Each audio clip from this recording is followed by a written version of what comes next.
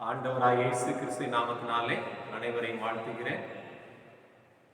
இந்த வாரமும் நம்முடைய ஆலயம் பேரூராட்சியின் கீழ் இருக்கிறபடியினாலே நாம் வழிபாடு நடத்த முடியாத ஒரு சூழல். எனவே ஆண்டவருடைய இறைச்செய்தியை மாத்திரம் உங்களோடு இந்த காணொலியின் மூலமாக பகிர்ந்து கொள்ள ஆசைப்படுகிறேன். ஆண்டவர் நம்மோடு பேசும்படியாய் ஒரு விசை தலைகளை தாழ்த்தி ஜெபம் செய்வோம். இரக்கமுள்ள ஆண்டவரே, இந்த ஓய்வு நாளிலும் உம்முடைய ஆலயத்தை திறந்து நாங்கள் ஒருமனமாய் நம்மை ஆராதிக்க முடியாத ஒரு சூழல். ஆயினும் ஆண்டவர் எங்களோடு பேச வேண்டும் என்று சொல்லி உம்மை நோக்கி பார்க்க எங்கள் ஒவ்வொருடைய இருதயங்களையும் அறிந்திருக்கிற ஆண்டவர் எங்களோடு பேசுவீராக, எங்களோடு இடைபடுவீராக. இயேசுவின் மூலம் ஜெபிக்கிறோம் நல்ல பிதாவே. அன்பானவர்களே, இந்த நாளிலும் அழைக்கும் ஆண்டவர் என்கிற தலைப்பிலே ஆண்டவரின் செய்தியை உங்களோடு பகிர்ந்து கொள்ள ஆசைப்படுகிறேன். நம்முடைய ஆண்டவர் நம்மை அழைக்கிறவராய் காணப்படுகிறார். நம்மை பெயர் சொல்லி அழைத்தவர் அவர். தாயின் கருவிலை நம்மை அழைத்தவர் அவர். இப்படி ஆண்டவருடைய அழைப்புகளை நாம் சொல்லிக்கொண்டே போகலாம். ஆயினும் மத்தேயு 11வது அதிகாரம் 22வது வசனத்திலே ஆண்டவருடைய ஒரு அழைப்பை பற்றி சொல்லப்பட்டு இருக்கிறது. மத்தேயு 21வது அதிகாரம் 28வது வசனம். வருத்தப்பட்டு பாரம் சுமக்கிறவர்களே, நீங்கள் எல்லோரும் என்னிடத்தில் வாருங்கள், நான் உங்களுக்கு இளைப்பாறுதல் தருவேன்.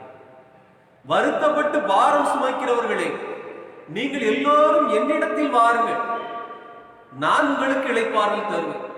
இதுதான் உங்களையும் என்னையும் நோக்கி அழைக்கும் ஆண்டவரின் சத்தமாக, ஆண்டவரின் தொனியாக ஆண்டவர் வேதத்திலே சொல்லி இருக்கிறார். வருத்தங்கள், பாரங்கள், சுமந்து தொலைத்துவிட முடியாத கவலைகள், என்னத்தான் மனதிலே மறைத்து வைத்தாலும் அடக்க முடியாமல் மனக்கவலையோடு போராட்டங்களோடு வாழ்க்கையின் நாட்களை எண்ணிக்கொண்டிருக்கிறவர்கள் அனைவரும், அதுவும் இப்பொழுது ஏற்பட்டு இருக்கிற இந்த தொற்று நோயின் காரணமாக வேலை இழந்து, நோயை குறித்து ஒரு பயம், எதிர்காலத்தை குறித்து இன்னொரு பயம், வாழ்க்கையின் ஓட்டம் எப்படியாக கடந்து செல்லும் என்கிற மிக அதிகப்படியான நெருக்கடியிலே அநேகர் வருத்தப்பட்டு இருக்கிறதை நாம் அறிவோம். அநேகர் கவலைகளோடு, பாரத்தோடு, பொருளாதார நெருக்கடிகளை எப்படி சமாளிக்க முடியும் என்கிற வேதனைகளோடு இருந்து கொண்டிருப்பதை நம் அண்டை வீடுகளில் எல்லாம் பார்க்க முடிகிறது. அருமையானவர்களே, தொலைத்து முடியாமல், சுமந்து கொள்ள முடியாமல் தவிக்கிற அநேகர் என்று நாம் அறிகிறோம். ஆயினும் இங்கு ஆண்டவர் மனிதனுடைய பாவத்தினாலே, மனிதனுடைய தவறுகளினால் மனிதன் ஆண்டவரை மறந்து சாத்தானின் சத்தத்திற்கு செவி கொடுத்து ஆண்டவரின் சத்தத்தை, உன்னதரின் சத்தத்தை அவன் கவனிக்காமல் சாத்தானுடைய வலையிலே விழுந்து அதனாலே பாரத்தை அதிகப்படியாக சுமந்து கொண்டிருப்பதை வேதம் பல இடங்களிலே எடுத்து சொல்லுகிறது. அருமையானவர்களே, இப்படி பாவ பிடியினாலே சிக்கிக்கொண்டு பாவத்தினாலே வருகிற துன்பங்களையும், துயரங்களையும், வேதனைகளையும், நோய்களையும் எப்படி போக்க முடியும் என்று சொல்லி வழி இல்லாதவர்களே ஆண்டவர் இங்கு அழைப்பதை இந்த வசனத்தின் மூலமாக நாம் இங்கு பார்க்கலாம். இதில் ஆண்டவர் பாவ சுபாவங்களிலே விழுந்து பாவத்தின் பாரத்தினாலே கஷ்டப்பட்டு கொண்டிருக்கிறவர்களே ஆண்டவர்கள் எல்லோரும் என்னிடத்தில் வாருங்கள் என்று சொல்லி சொல்லுகிறார். ஏனென்றால் பாவம் நம்மை வஞ்சித்து விடுகிறது. முதலாவது, நாம் ஏன் வருத்தத்தையும் துன்பத்தையும் சுமந்து வைத்துக் கொண்டிருக்கிறோம்? நான் ஆண்டவருடைய பிள்ளை, என்னுடைய பெற்றோர்கள் நீதிமான்கள், நான் நல்ல முறையிலே வளர்க்கப்பட்டவன், நல்ல முறையிலே வளர்க்கப்பட்டவன், நான் ஆண்டவரை சிறப்பாக ஆராதித்தவன், இப்படியெல்லாம் நமக்கென்று சொல்லி அநேகர் நல்ல காரியங்கள் இருந்தாலும், நற்குணங்களிலே நாம் வளர்க்கப்படுவதற்கு ஏதுவான சூழ்நிலை அமைந்திருந்தாலும் இன்றும் அநேகர் பாவத்தின் சுமைகளிலே சிக்கிக் கொண்டிருப்பதை நாம் அறியலாம். காரணம், பாவம் நம்மை வஞ்சித்து விடுகிறது. பாவம் நம்மை ஏமாற்றி மயக்கி விடுகிறது. பாவம் எல்லா மனிதனையும் ஏமாற்றி அவனுக்குள்ளாக வந்து விடுகிறது. கொரோனா நோய் வரணும்னு சொல்லி யாரும் ஆசைப்படுறாங்க? ஆசைப்படலை. அது வரக்கூடாதுன்னு சொல்லி மாசம் நிற்கிறாங்க. அது வரக்கூடாதுன்னு சொல்லி ஒருவேளை நோய் எதிர்ப்பு சக்தியை உருவாக்கக்கூடிய அநேக மருந்து மாத்திரைகளை எடுத்துக்கொள்கிறார்கள். ஆயினும் எப்படியாவது கொரோனா நோயை யாருக்குள்ளேயோ வந்து விடுகிறதை நாம் பார்க்கலாம். அதே போல நாம் பாவம் எப்படியாவது தடுக்க வேண்டும் என்று சொல்லி மனுக்குளம் போராடி கொண்டிருந்தாலும் ஏதோ ஒரு விதத்திலே யாரோ ஒரு மனிதனை வஞ்சித்து ஒரு மனிதனுக்குள்ளாக வந்து குடும்பத்தை, சமுதாயத்தை, சபைகளை, கிராமத்தை, பட்டணத்தை, நகரத்தை என்று சொல்லி அது அநேகரை விலத்தள்ளி இருப்பதை நாம் அறிய முடிகிறது. ஆதியாகமம் 3ஆம் அதிகாரம் 13ஆம் வசனத்திலே ஏவாள் விதமாய் சொல்லுகிறாள், சர்ப்பம் என்னை வஞ்சித்து விட்டது, நான் புசித்தேன் என்று சொல்லி. ஆதியிலே முதலாவது பாவம் எப்படி நடைபெற்றது? விரும்பி நடக்கவில்லை. பாவம் செய்ய வேண்டும் என்கிற எண்ணமோ ஆதாமுக்கோ ஏவாளுக்கோ கிடையாது. ஆனால் பாவம் செய்து விட்டார்கள். எப்படி? சர்ப்பத்தின் வாயிலாக சாத்தான் அவர்களை வஞ்சித்து விட்டார். பாவம் வஞ்சிக்கிறது. பாவம் பொய் சொல்லி ஏமாற்றி நம்மை மயக்கி அதனுடைய வலையிலே நம்மை விடைத்தள்ளி விடுகிறது. அருமையானவர்களே, பாவம் நம்மை எவ்விதத்திலாவது ஆண்டவரின் அரவணைப்பில் இருந்து, ஆண்டவரின் பாதுகாப்பில் இருந்து, ஆண்டவர் நன்மையிலிருந்து நம்மை பிரித்தெடுத்து அது தன்னிடமாக சேர்த்து கொள்ளக்கூடியதை நாம் வேதத்திலே பார்க்க முடியும். எனவேதான் பேதுரு 1 பேதுரு 5ஆம் அதிகாரம் 8வது வசனத்தில் எவ்விதமாய் சொல்லுகிறார், உங்கள் எதிராளியாகிய பிசாசானவன் கெர்ச்சிக்கிற சிங்கம் போல் எவனை விழுங்கலாம் என்று வகை தேடி சுற்றி திரிகிறான் என்று சொல்லி. பிசாசு சும்மா இருக்கல. நீங்க எப்படிப்பட்ட ஆடு, உங்களை எப்படி விழத்தள்ளலாம் என்று சொல்லி வஞ்சிக்கிறவனாய் காணப்படுகிறான். அருமையானவர்களே, ஆளுக்கு ஏற்றார் போல, இடத்திற்கு ஏற்றார் போல, வயதுக்கு ஏற்றார் போல சாத்தான் பாவ வலைகளை இன்று எங்கு விரித்து வைத்து இருப்பதை நாம் பார்க்க முடிகிறது. பாவம் நம்மை வஞ்சித்து விடுகிறது. சாத்தான் நம்மை பாவத்திலே இழுத்துக் கொள்வதற்கு அவன் துடியாய் துடித்துக் கொண்டு இருக்கிறான். பாவத்திலே விழத்தள்ளின பின்பு அந்த பாவம் நமக்கு சுமையாக மாறிவிடுகிறது. முதலாவது பாவம் நம்மை வஞ்சிக்கிறது. இரண்டாவது பாவம் நம்மை சுமையாக, நமக்கு ஒரு வருத்தமாக மாறிவிடுகிறது. முதலாவது பாவம் நம்மை வஞ்சிக்கிறது. இரண்டாவது பாவம் நமக்கு பாரமாக, சுமையாக மாறிவிடுகிறது. ஒரு சம்பவத்தை உங்களுக்கு சொல்ல ஆசைப்படுகிறேன். ஒரு வியாபாரி ஒருவர் தன்னுடைய வியாபாரத்திற்கு உதவியாக கழுதை ஒன்றை வைத்திருந்தார். அந்த கழுதையிலே அவர் உப்பு மூடைகளை ஏற்றி அதை அருகிலுள்ள கிராமத்திற்கு வியாபாரத்திற்காக கொண்டு செல்வது அவருடைய வழக்கமாய் காணப்பட்டது. ஒரு நாள் அந்த உப்பு மூடைகளை எல்லாம் ஏற்றி அந்த கழுதை நடத்தி கொண்டு வந்து கொண்டிருந்தார். மழைக்காலமாக இருந்தபடியினாலே ஒரு ஓடை கடந்து செல்ல வேண்டிய சூழலிலே அந்த ஓடையிலே தண்ணீர் வர ஆரம்பித்து விட்டது. இந்த தண்ணீர் வழியே நடந்து செல்லும் பொழுது அந்த கழுதை ஒரு சுகத்தை கண்டது. வெயில வந்துட்டு இருந்த கழுதை இப்பொழுது தண்ணீருக்குள்ளே காலும் உடலும் நனைந்த பொழுது ஒரு அழகான இன்பத்தை பெற்றுக்கொண்டது. உடனடியாக கழுதை இன்னும் கொஞ்சம் மூழ்க ஆரம்பித்தது. பாவம், வியாபாரியுடைய உப்பு கரைய ஆரம்பித்தது. வியாபாரி அதட்டி அடுத்த கரைக்கு அவன் கொண்டு செல்கிறான். உப்பு நனைந்து போய்விட்டது. வியாபாரம் அன்று அவருக்கு நஷ்டமாகிவிட்டது. மறுநாளும் இதே போல இந்த கழுதை செய்கிறது. தண்ணியை கண்டவுடனே அதுக்கு கொஞ்சம் அழகான சூழலை அனுபவித்து அழகான ஒரு குளிர்ந்த நீரிலே அது நீராடுவதைப் போல அது தண்ணீருக்குள்ளே மூழ்கி மூழ்கி கொஞ்சம் உப்பையும் கரைத்து கொண்டு தன்னுடைய சுமையெல்லாம் கரைந்து போய் கொண்டு இருக்கிறது என்று சொல்லி அது சந்தோஷத்தோடு சென்று கொண்டது. இதை வியாபாரி புரிந்து கொண்டான். நாட்கள் 1, 2, 3 என்று சொல்லி 3 நாட்களாக இந்த கழுதை செய்து கொண்டிருந்த காரியத்தை பார்த்து வியாபாரி வருத்தம் அடைந்தான். இந்த கழுதைக்கு ஒரு நல்ல ஒரு புத்திமதியை சொல்ல வேண்டும் என்று சொல்லி விரும்பினான். உப்பு மூட்டைக்கு பதிலாக பருத்தி மூடையை அந்த கழுதையின் மேல் ஏற்றினான். கழுதை அதே போல ஓடையை கடக்க ஆரம்பித்தது.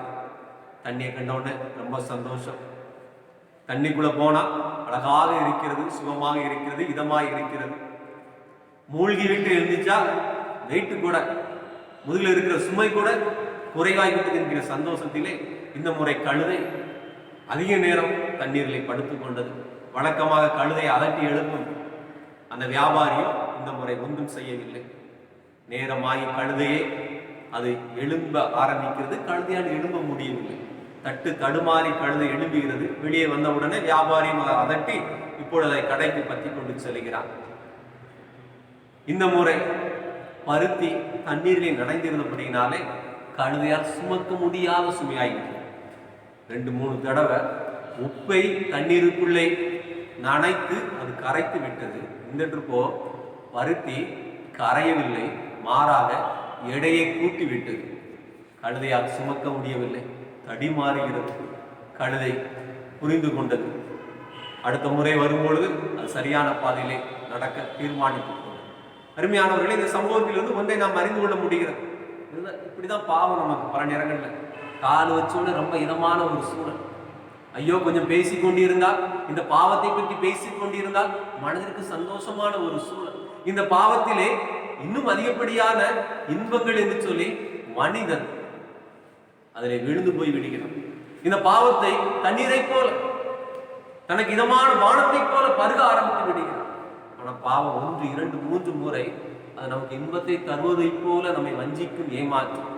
ஆனால் இறுதியிலேயோ அது நம்மை சுமக்க முடியாத அளவு பாரமாக, நாம் தட்டு தடுமாறி கீழே விழுந்து எந்திக்க முடியாத ஒரு சூழலை நம்முடைய வாழ்க்கையிலே உருவாக்கினது. அநேக மனிதருடைய வாழ்க்கையை இதற்கு உதாரணமாக சொல்லலாம். ஏதோ ஒரு சிறிய தவறுதானே என்று சொல்லி, ஏதோ ஒரு சிறிய பாவத்திலே விழுந்து பாவத்தை விட்டு எந்திக்க முடியாமல், அந்த தவறை திருத்திக் கொள்ள முடியாமல், அந்த தவறை விட்டுவிட முடியாமல், அந்த அவமானத்தோடு அந்த துன்பத்தோடு அப்படிப்பட்ட ஒரு வேதனையை தன்னுடைய இதயத்திலே சுமந்து கொண்டு என்ன செய்வது என்று சொல்லி புலம்பிக் கொண்டிருக்கிற அநேகர் இருக்கிறார்கள். அருமையானவர்களே, தாவீது கூட சங்கீதம் 38:3 இவ்விதமாய் சொல்லுகிறார், என் பாவத்தினால் என் எலும்புகளில் சௌக்கியம் இல்லை என்று சொல்லி. வியாதி வந்துவிட்டு தாவீது சொல்லுகிறான், என்னுடைய எலும்புக்கு கூட சௌக்கியம் இல்லை, என்னுடைய எலும்புல கூட பலன் இல்லை, என்னுடைய எலும்புல கூட ஒரு ஆரோக்கியம் இல்லை. பாவத்தினாலே நான் வீதமாய் மாறிவிட்டேன் என்று சொல்லி அவன் சொல்லுவதை நாம் இங்கு பார்க்கலாம். மாத்திரமல்ல, புதிய ஏற்பாட்டிலும் மார்க்கிலே நாம் பார்க்கும் பொழுது, மார்க்கு 2ஆம் அதிகாரம் 3ஆம் வசனங்களெல்லாம் பார்க்கும் பொழுது அங்கு ஒரு சம்பவம் சொல்லப்பட்டு இருக்கிறது. ஒரு திமிர்வாதக்காரனை ஆண்டவர் சந்திக்கிறார். அவனுக்கு ஆண்டவர் சுகத்தை கொடுக்கும் பொழுது, உன் பாவம் மன்னிக்கப்பட்டது என்று சொல்லி சொல்லுகிறார். காரணம், பாவத்தினாலே அவனுக்கு அந்த நிலைமை வந்துவிட்டது என்பதை ஆண்டவர் அங்கு சுட்டி காட்டுவதை நாம் இங்கு பார்க்கலாம். அருமையானவர்களை, பாவமான சூழ்நிலையினாலே அவனுக்கு அப்படிப்பட்ட ஒரு நிலைமை வந்துவிட்டதை அங்கு வேதத்திலே நாம் பார்க்கலாம். அருமையானவர்களை, 2 காரியங்களை சொன்னேன். பாவம் முதலாவது நம்மை வஞ்சிக்கிறது, 2வது பாவம் நமக்கு பாரமாக சுமையாக மாறிவிடுகிறது. இந்த பாரத்தை, இந்த பாவத்தை, இந்த பாவ சுமையை எப்படி இறக்கி வைப்பது? அதற்குத்தான் ஆண்டவர் உங்களையும் என்னையும் அழைக்கிறார். வருத்தப்பட்டு பாவ சுமையை சுமக்க முடியாமல் இருந்து கொண்டிருக்கிறார் நீங்கள் ஒவ்வொருவரும் என்னிடத்தில் வாருங்கள் என்று சொல்லி நம்மை பார்த்து நம்முடைய இறைவன் அழைக்கிறார். நம்மை பார்த்து நம்முடைய ஆண்டவர் அழைக்கிறார். அவர் மிக சிறப்பாக அழைப்பது மட்டுமல்ல, அவரை பற்றி வேதம் அழகாக சொல்லுகிறது. 1 யோவான் 2ஆம் அதிகாரம் 1ஆம் வசனம், நம்முடைய பாவங்களை நிவர்த்தி செய்கிற கிருபாதார பலி அவரே. 3வது, பாவம் போக்கக்கூடிய பரிகாரி இயேசுவானவர் மாத்திரம். பாவம் நம்மை வஞ்சிக்கிறது, பாவம் நம்மை பாரமாக சுமையாக மாறிவிடுகிறது. அந்த பாவத்தை போக்கக்கூடிய பரிகாரி, அந்த பாவத்தை சுமந்து தீர்க்கக்கூடிய பரிகாரி இயேசுவானவர் மாத்திரம். அருமையானவர்களே, எனவேதான் ஆண்டவர் நம் ஒவ்வொருவரையும் அழைக்கிறார்.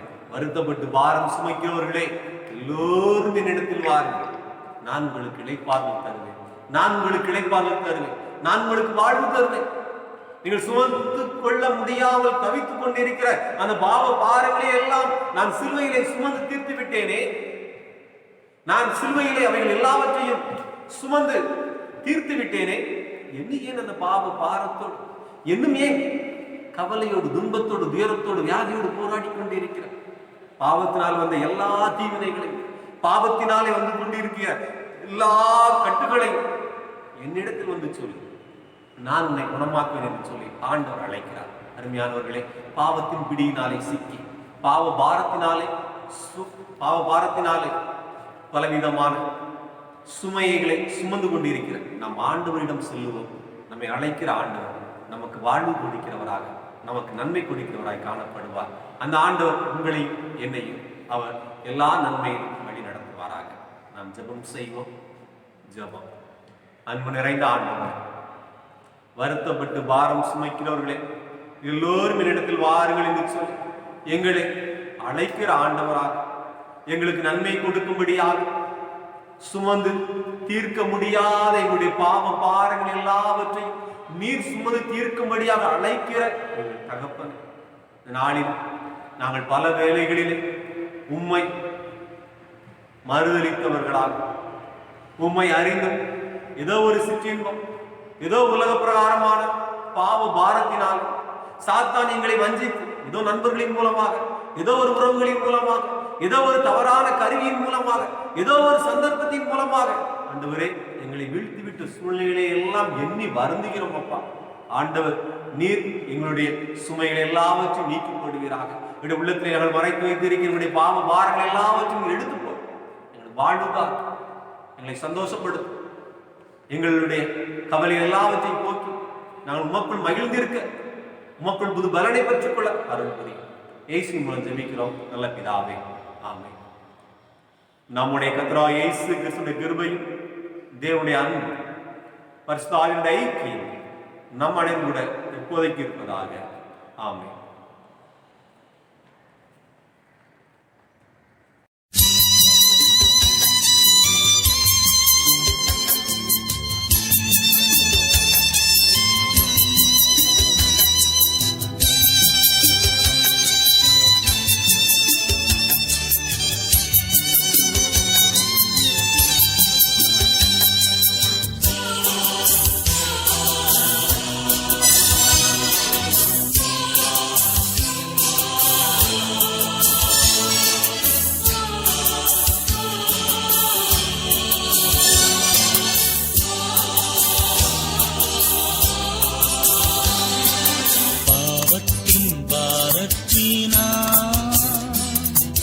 தவித்திடும் பாவி என்னை நின் கிருபை பிரவாகத்தால் தேற்றிடும் இயேசுநாதா.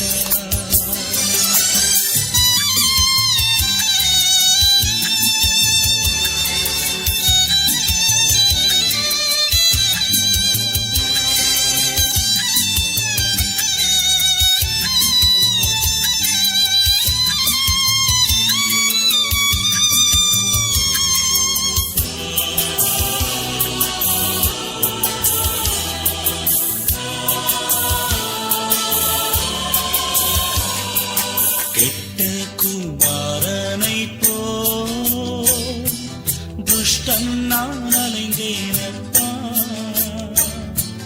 கெட்ட குமாரனை போல் துஷ்டன் நான் அலைந்தேனப்பா. நின் அன்பை உணராமல் துரோகம் நான் செய்தேனப்பா. அன்பை உணராமல் துரோகம் நாம் செய்தேனப்பா.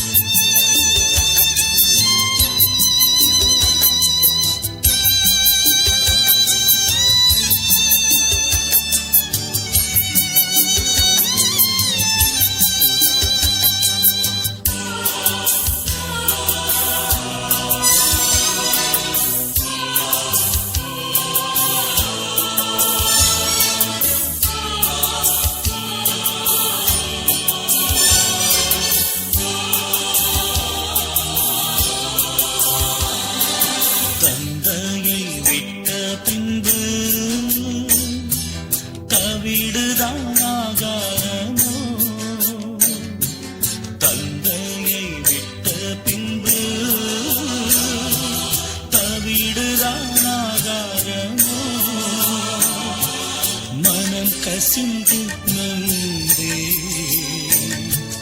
கண்ணீரை துடைத்திடுமே மனம் கசிந்து நொந்தே கண்ணீரை துடைத்திடுமே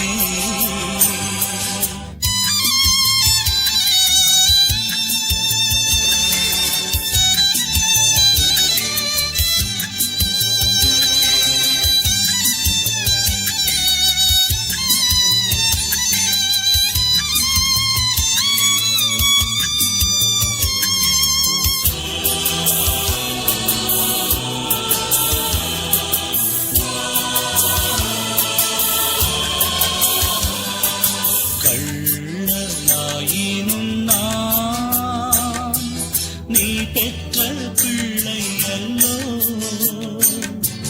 கள்ளனாயினும் நான் நீ பெற்ற பிள்ளை அல்லோ கள்ளனுக்கருள் செய்ததே தள்ளாதே சிலுவை